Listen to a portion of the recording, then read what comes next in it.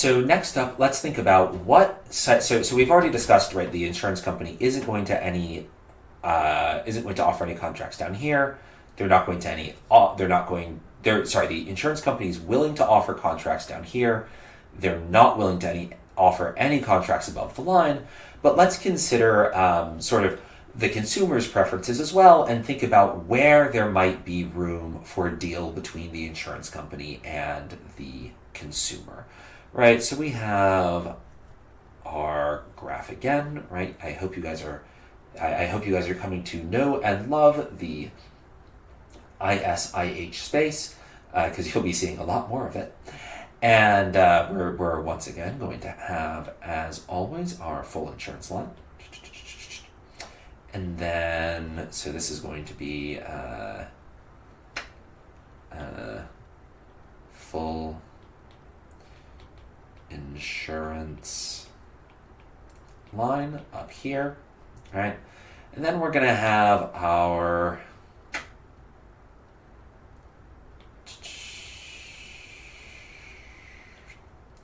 so we'll have our let's say this is going to be zero profit line.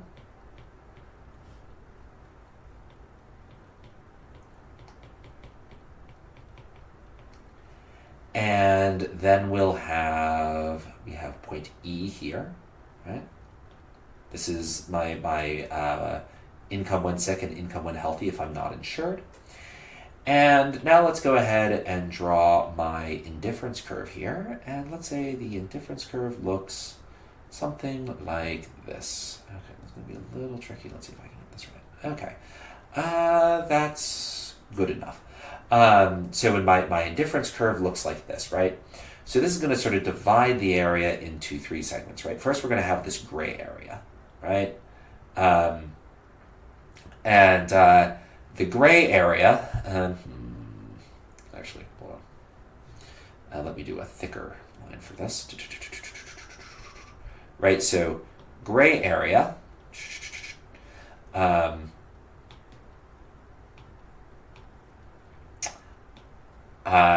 this is over full insurance. Which means that this is insurance that in this area, in the gray area, you actually get more when you're sick than when you're healthy, and we're just not going to let that be an option. We're going to assume, just for the sake of simplicity, and like you can do everything here that we can do everything we're talking about here, allowing for contracts in that area, but they won't happen, and they're kind of annoying to consider, so we're just going to not consider these, right? These are just, so payoff, so say in this area we have your income when sick is greater than your income when healthy, not considering, right? We're going to ignore those, right? So, and then what are the other areas, right? So, let's do, so we used gray. Let's use, no, not what I want to do. Let's use another color. Let's use blue. Let's use, let's go ahead and use this sort of light green here. So this area down here is, so hold on, green.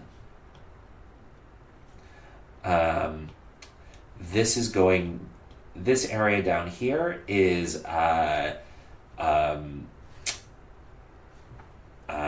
this is good. Insurance company wants.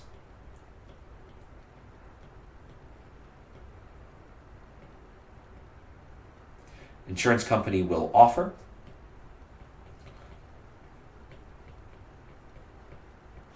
Customer will not accept.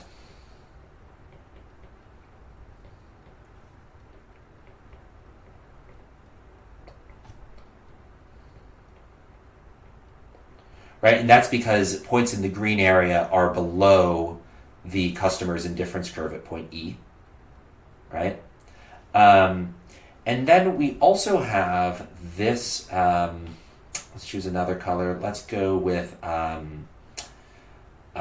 sort of a zestful orange up here.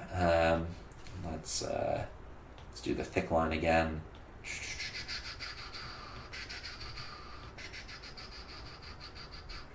Nope. So right, we also have this orange space, and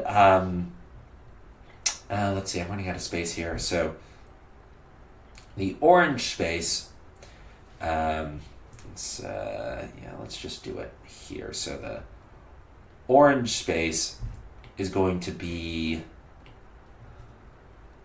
customer.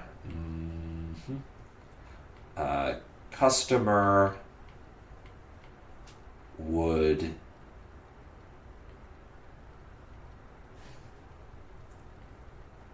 accept insurance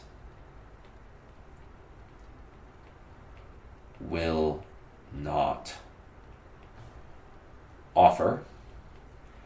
And the reason for that is the insurance company, right? It's above the zero profit line, so the insurance company is losing money, right? So no insurance company is going to offer contracts there because they're losing money, which this is going to be region F, which is feasible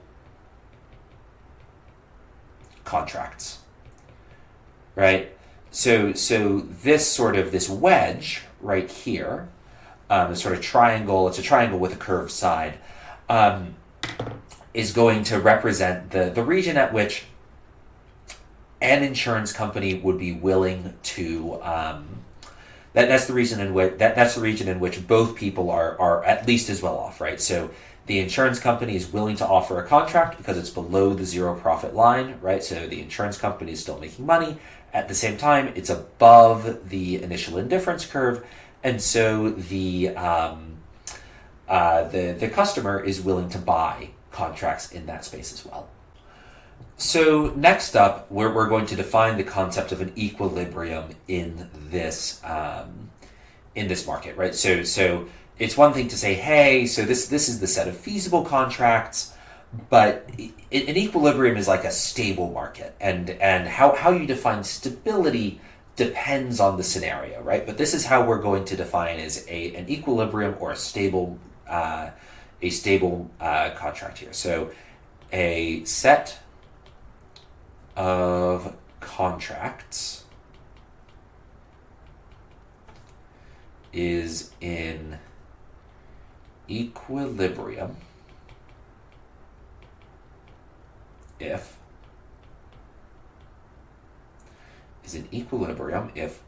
three conditions are met. One, all individuals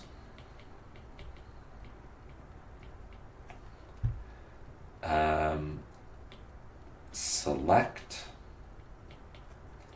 the contract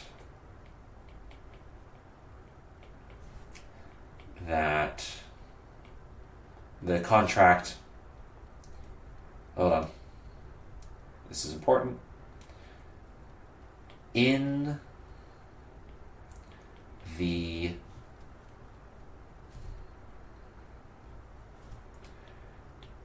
equilibrium set that offers the most utility, right? So the first things to note is we're not just talking about a single contract here, we're talking about a set of contracts. It could be, and it will be the case later on, we'll see that it may be that in order to get equilibrium, you need to offer different contracts to different people or different types of contracts. So it's possible that you can have a market in which multiple different contracts are being offered. And so when we refer to a set of contracts, we're just referring to a collection of contracts that an insurance company is offering. And so the first condition of the equilibrium says, of the contracts that are on offer, that the insurance company is offering, each consumer is choosing the contract that offers that maximizes their utility, right? So it could be that the insurance company is going to offer 3 contracts, right? As an example, right? Don't hold me to this. You'll see actually some of these contracts won't be offered. So let's say the insurance company is going to offer 3 contracts. They offer this contract, and they offer this contract and this contract. But then, so of these 2 contracts, the first condition is satisfied if all consumers are selecting that contract because they prefer that contract to the contract down here. Right now, at the same time, let's say the consumer wants a contract up here, right? A consumer would love this contract, right? They would definitely want to go up to that contract, right?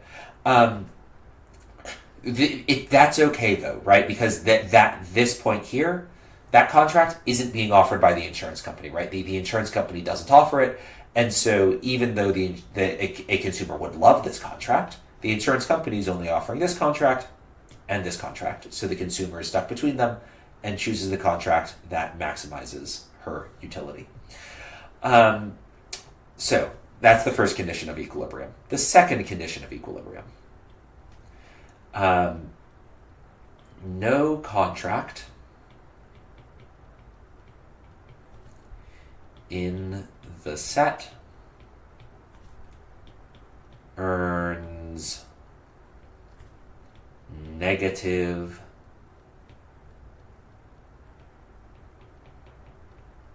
profit for the firm offering it. Right, so what does that mean? It means that the insurance company is not offering contracts above the 0 profit line, right? So the second condition just says no, the firm is not offering anything in the orange space, right? So that's condition 2, right? That the firm doesn't offer anything in the orange space. All right, condition 3. And this is going to actually be a really nasty condition that is going to cause lots of problems. And that is, there exists no contract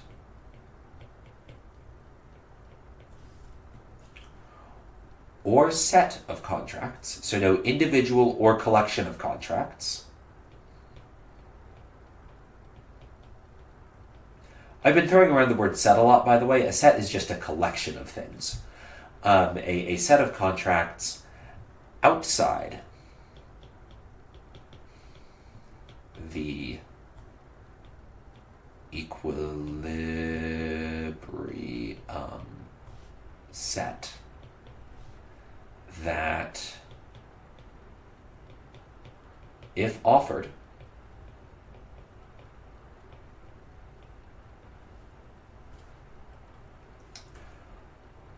would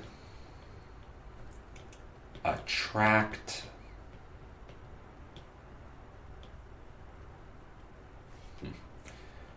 customers and earn at least 0 profit. So what does this mean, right? Because basically the idea behind this is that another firm can't enter the market and steal customers while still making money, right? So let me draw an example of what this means, right? Because it's a little difficult to show on this graph here, and that graph's overfull, right? Too much going on that graph. Let's make a new graph. So we have our sickness, health space.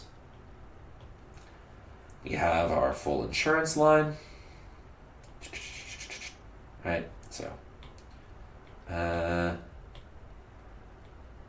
full insurance line, right? And then we're going to have our be quiet. Zero profit line. So, too thick.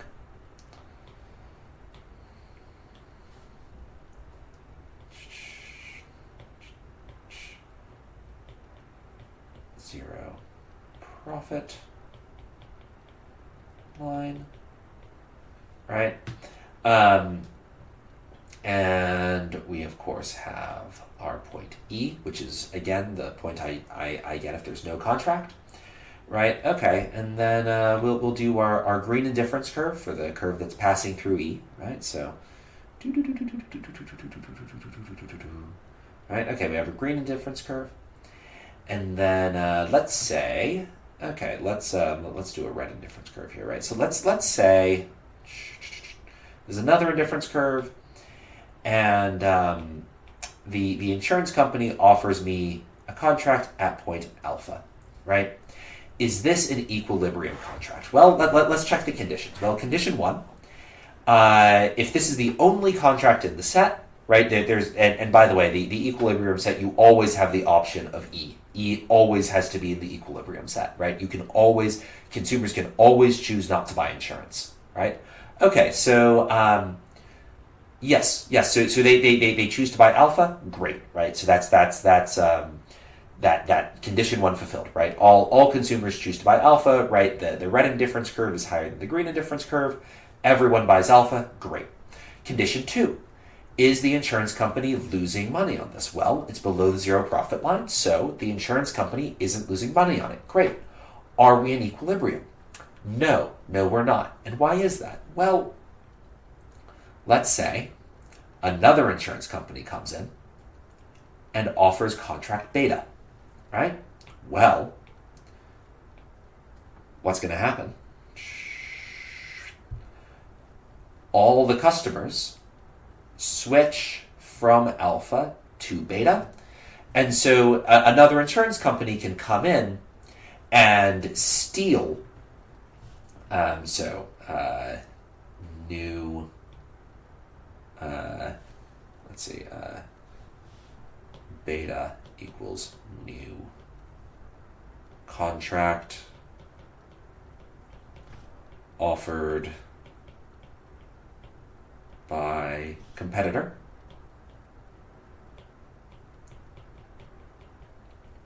And alpha is initial contract.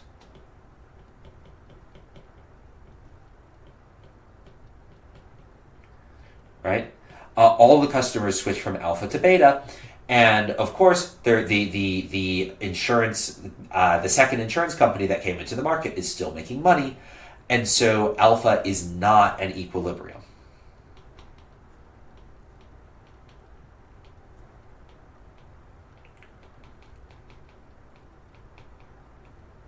Right? And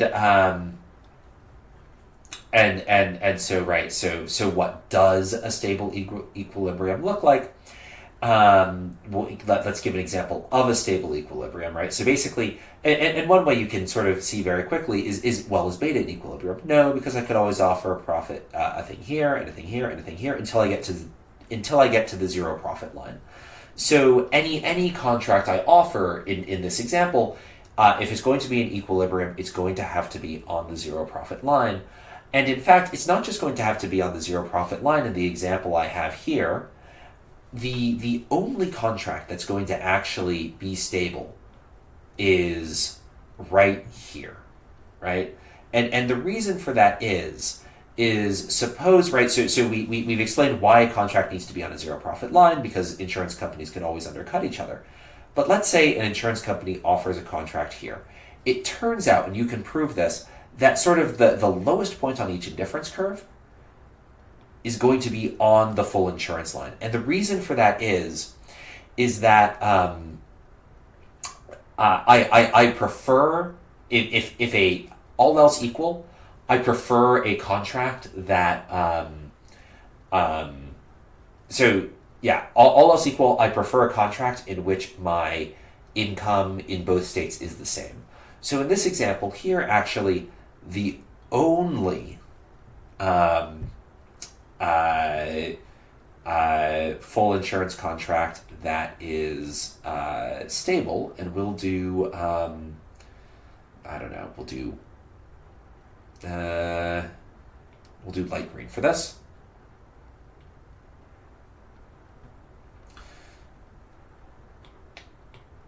So this point omega. So omega is an equilibrium. Right? Where if the insurance company offers omega, right, no one can enter the market to undercut them, right? Because if you offer a contract above that, you're losing money. No customer is going to accept dropping along. So any contract that another firm offers has to be on the zero profit line or below it, right? But if a firm tries to start a contract down here, well, nobody's going to go there because customers would be reducing their utility to drop down to that second one. So omega is an equilibrium, right? And so that's what that's how the market would function if everybody had the same risk.